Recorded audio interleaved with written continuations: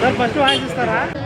రాష్ట్ర ప్రభుత్వ ఉద్యోగులకు 12వ పిఆర్సీ వెంటనే, రాష్ట్ర ప్రభుత్వ ఉద్యోగులకు 12వ పిఆర్సీ వెంటనే, రాష్ట్ర ప్రభుత్వ ఉద్యోగులకు 12వ పిఆర్సీ వెంటనే, రాష్ట్ర ప్రభుత్వ ఉద్యోగులకు 12వ పిఆర్సీ వెంటనే, వేల కోట్ల రూపాయలు ప్రకటించాలి 12వ పిఆర్సీని వెంటనే, ప్రకటించాలి 12వ పిఆర్సీని వెంటనే, ప్రకటించాలి 12వ పిఆర్సీని వెంటనే.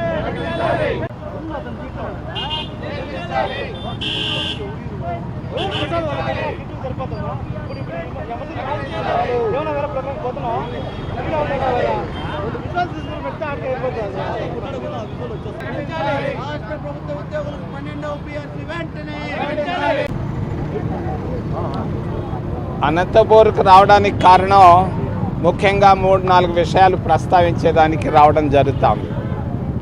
మొదటిది, నిన్న ముఖ్యమంత్రి అయినటువంటి విజయ్ నిన్న ప్రమాణ స్వీకారం తర్వాత ఒక్క మాట చెప్పాడు.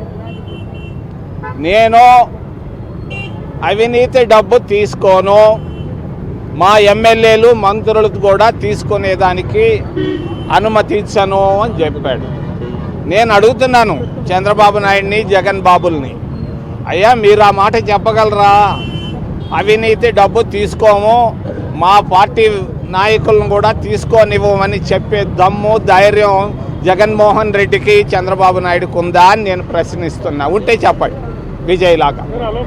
రెండో విషయం, మోడీ గారు నిన్నొచ్చారు, ఎప్పుడు పోలా చంద్రబాబు నాయుడు ఇంటికి, పాపం కాకాలు పడుతున్నాడు. కారణం ఏంటంటే భారతదేశ ఆర్థిక పరిస్థితులు పతన దిశలో ఉన్నాయి. మన్మోహన్ సింగ్ గారు తీసుకొచ్చినటువంటి ఆర్థిక వ్యవస్థ కుప్ప కూలిపోతూ ఉంది. రాబోయే కొన్ని నెలల్లో ధరలు 200-4-5 రెట్లు పెరగబోతున్నాయి. సబ్బులు, కూరగాయలు, ఆయిలు, మరి గ్యాసు, ఎరువులు అన్నీ పెరిగిపోతున్నాయి. రిజర్వ్ బ్యాంకులో డబ్బు లేదు, ఉన్నటువంటి విదేశీ మారక ద్రవ్యం అంతా వెళ్ళిపోతూ ఉంది. బాగా పతనం అవుతూ ఉంది కూటమి ప్రభుత్వం, భారతీయ జనతా పార్టీ. మూడో విషయం పిఆర్సీ. 6 లక్షల మంది రాష్ట్ర ప్రభుత్వ ఉద్యోగులు కష్టాల్లో ఉన్నారు, కన్నీళ్లతో ఉన్నారు. వాళ్ళకి పిఆర్సీని ప్రకటించాలని, వాళ్ళకి రావాల్సిన 30,000 బకాయిలు ఇవ్వాలని కోరుకుంటూ, చివరిలో రాష్ట్ర రాజధాని తరిమేల్ నాగిరెడ్డి గారు కోరుకున్నారు తిరుపతిలో రాజధాని చేయమని. చంద్రబాబు నాయుడు తుళ్ళూరు అంటున్నాడు, జగన్మోహన్ రెడ్డి బందర్ అంటున్నాడు. మరి ఈ చంద్రావతి పోయి మరి ఇది శాశ్వత రాజధాని కాదు, తాత్కాలిక రాజధాని. మరి అంతేకాదు 1000 ఎకరాలు చాలు, 1000 కోట్లు ఖర్చు పెట్టండి, 1,00,000 కోట్లు వద్దు, 1,00,000 ఎకరాలు వద్దని చంద్రబాబు నాయుడు గారికి వినయంగా నేను తెలియజేస్తాను.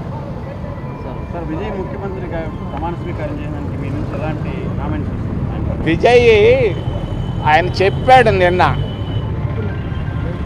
నేను పేద కుటుంబంలో పుట్టాను, నిరుపేద కుటుంబంలో పుట్టాను, ఆకలంటే నాకు తెలుసు అన్నాడు. చంద్రబాబు నాయుడుకి కూడా ఆకలి తెలుసు. విజయ్ కంటే నిరుపేద కుటుంబంలో చంద్రబాబు నాయుడు పుట్టాడు. జగన్మోహన్ రెడ్డి కూడా అంతకంటే నిరుపేద కుటుంబంలో పుట్టాడు.